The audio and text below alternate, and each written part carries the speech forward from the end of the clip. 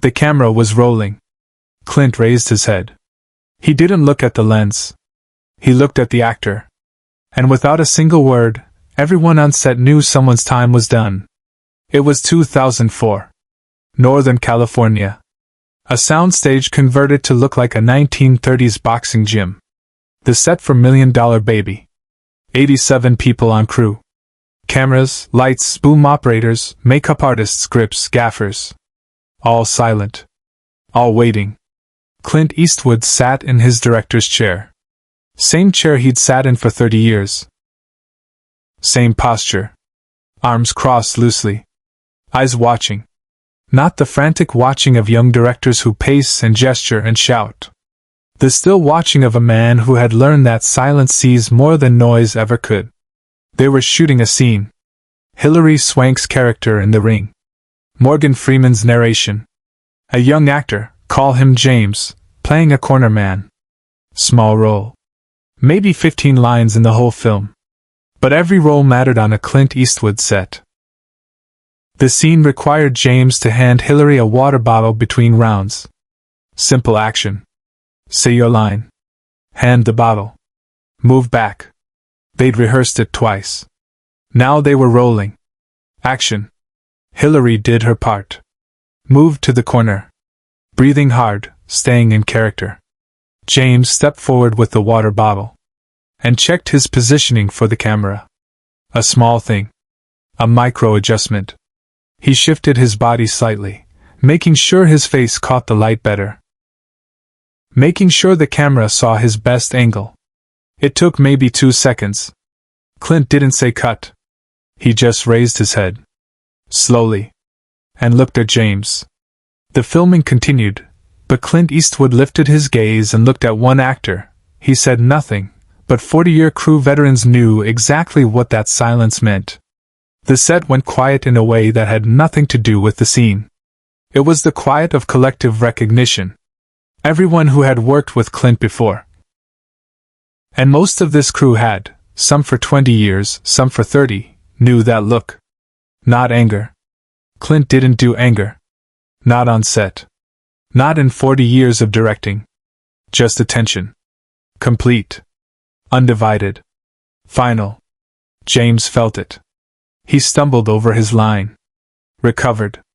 Finished the scene. The bottle went to Hilary. The scene ended. Cut, Clint said quietly. Everyone waited. Clint stood up. Not quickly. He was 74 years old, and he moved like a man who understood that rushing proved nothing. He walked across the set, 20 feet from his chair to where James stood by the ring. The crew didn't move. Cameras stayed on their marks. Nobody pretended to check equipment or adjust lights. When Clint walked, you watched. He stopped in front of James. Close enough to speak quietly. Far enough to maintain respect. You checked your mark, Clint said. Not a question. A statement. James opened his mouth. Started to explain. I just wanted to make sure the camera. Clint raised one hand. Barely. Just a small gesture. Enough.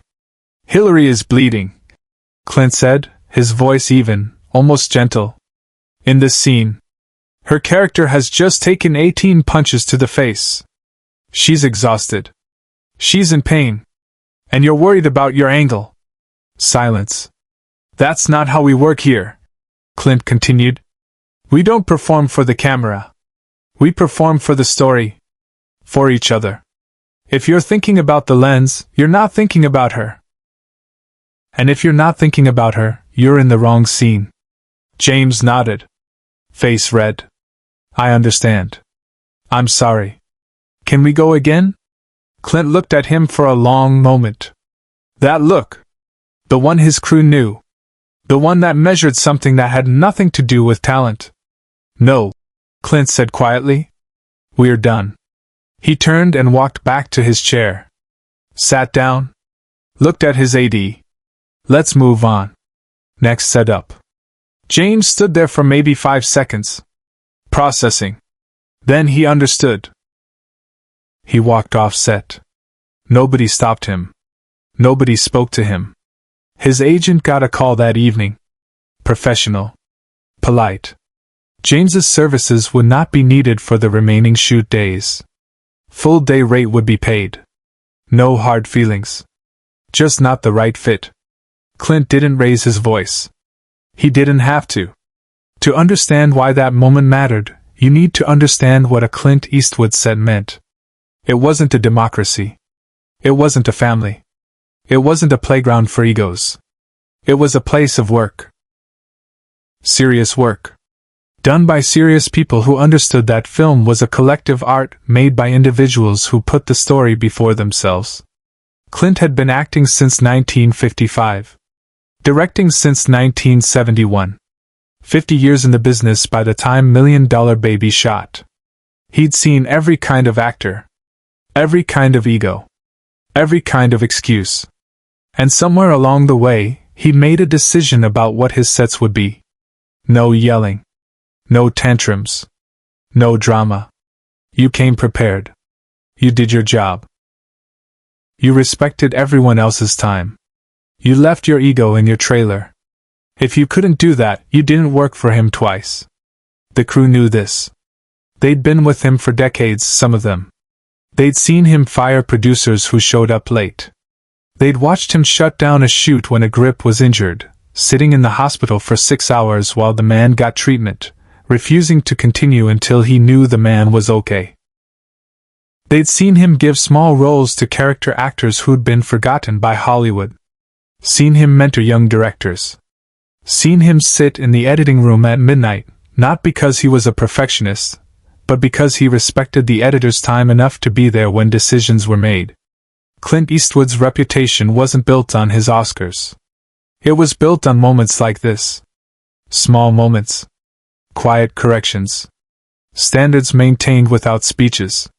Subscribe and leave a comment. Because the most important part of this story is still unfolding. The next day, filming resumed. Clint didn't mention what had happened. Didn't address the crew. Didn't explain his decision. But everyone on that set worked a little harder. Focused a little more. Thought about their scene partners instead of their close-ups. Hilary Swank later said that working with Clint taught her something fundamental about acting. It's not about you. It's about the person across from you. And if you don't understand that, Clint will help you understand it. Usually with about 5 words. Morgan Freeman, who'd worked with Clint on Unforgiven and now $1 Million Baby, told a story in interviews years later. During the shoot, a young actress asked him what it was like working with Eastwood. You know what's amazing? Morgan said. Clint never raises his voice. Never. In all the films we've done together, I've never heard him yell. Not at actors.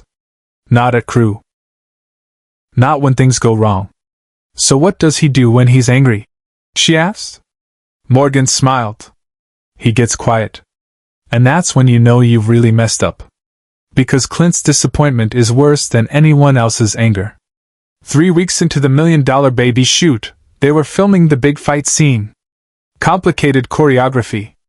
Lots of extras. Expensive setup. One of the extras, a young guy hired to fill the crowd, took out his phone between takes. Started texting. Right there in the period-accurate 1930s boxing arena, in full costume, phone screen glowing. Clint saw it. He didn't stop the scene. Didn't call cut. Just made a mental note. When the setup was done, he walked over to the first AD. Said something quietly. The AD nodded. The extra was thanked for his time. Paid. Escorted off set. All within 10 minutes. Professional. Clean. No scene. Clint never spoke to him. Didn't need to. The message went through the entire extra pool within an hour. Phone stayed off. Attention stayed on the work. Away from the cameras, Clint made choices no one expected, but everyone respected. There was a different moment. Same shoot. Different lesson. They were filming a scene where Hilary's character visits her family. Difficult emotional scene. Hilary had been preparing for weeks.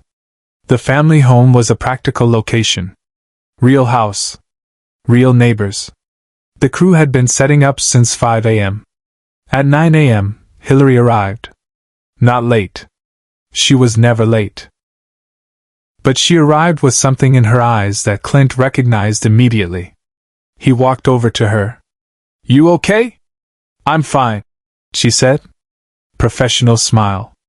"Ready to work?" Clint looked at her. That look. Not judgment. Assessment. "Take an hour," he said. "I'm fine, really." "Take an hour," he repeated. Gentle but absolute. "Go sit in your trailer. Breathe. We'll shoot the exteriors first. When you're ready, you let me know." Hilary's eyes filled with tears. She nodded. Clint turned to his AD. "Reverse the schedule. We'll get the neighborhood shots first. Set up inside at 11. The AD started to protest. Reversing the schedule meant repositioning everything, different lighting, different crew assignments, but one look from Clint stopped him. "Yes, sir." Hilary later said that moment taught her more about leadership than any film school could. "Clint saw I was struggling. I didn't tell him. I was trying to push through. But he saw it. And instead of making it about the schedule or the budget, he made it about the performance. About respecting what I needed to do my job right. That's what the crew understood. That's what separated Clint Eastwood from other directors. He was tough. Demanding. Uncompromising about standards. But his standards were about the work. About respecting the craft and the people doing it. If you showed up unprepared, checked your angles instead of your scene partner, treated the crew like servants, put your ego before the story, you were done. But if you worked hard, came prepared, treated people with respect, cared about the collective result, Clint would move mountains for you. What followed stayed with everyone who witnessed it, forever. $1 Million Baby wrapped on schedule. Under budget. The way Clint's films always did. At the wrap party, the crew presented him with something they'd made. A photo collage. Every person who'd worked on the film. Not just the stars. Everyone. The PAs. The drivers. The caterers. The extras who'd lasted the full shoot. Every face. Every name. Clint looked at it for a long time. Didn't say much. Just nodded. "This is what it's about," he said quietly. "All of you. Thank you." That photo stayed in his office. The film went on to win 4 Academy Awards. Best Picture. Best Director. Best Actress. Best Supporting Actor. At the Oscar ceremony, when Clint won Best Director, he kept his speech to 90 seconds. Thanked his crew by name. 10 people. Then said, "Making films is a team effort. If you forget that, you're in the wrong business." Then he walked off stage. Years later, a young director asked Clint for advice. "How do you get great performances?" he asked. Clint thought for a moment. "Hire good people. Give them room to work. Don't waste their time. And if someone doesn't respect the process, don't work with them again. That's it. That's it.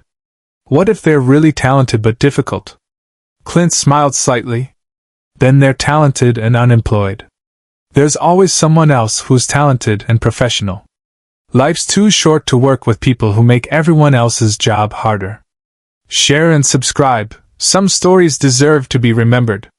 The actor who got let go from $1 Million Baby, James, worked again. Different productions. Smaller roles. He learned from it. Years later, in an interview, someone asked him about his career regrets. "I got fired from a Clint Eastwood movie once," he said. "Best thing that ever happened to me." Why? Because I learned that talent isn't enough. That the camera catches everything, not just your performance, but your character. Are you someone people want to work with? Do you make the scene better or just your part better? Clint taught me that in about 30 seconds. Some people never learn it. The crew members from that film went on to work on dozens of Clint's subsequent projects. Many of them retired having worked with him for 40 years. At retirement parties, they all told versions of the same story. Not about the Oscars or the famous scenes or the movie stars. About the quiet moments. The professional standards. The respect. About the time Clint looked at someone and didn't need to say a word. Because real authority doesn't announce itself. It simply is. James never worked with Clint again. But he understood why. And that understanding made him better. The crew who stayed understood something deeper. Clint Eastwood didn't build a career on being liked. He built it on being respected. And respect isn't given for talent. It's earned through character. Share and subscribe. Some stories deserve to be remembered. $1 Million Baby won Best Picture. Clint kept his speech to 90 seconds and walked off stage. The photo collage from his crew stayed in his office. And somewhere, on every film set where someone checks their angle instead of their scene partner, someone remembers this story. Real power doesn't shout. It simply looks. And waits. And lets the silence do the teaching.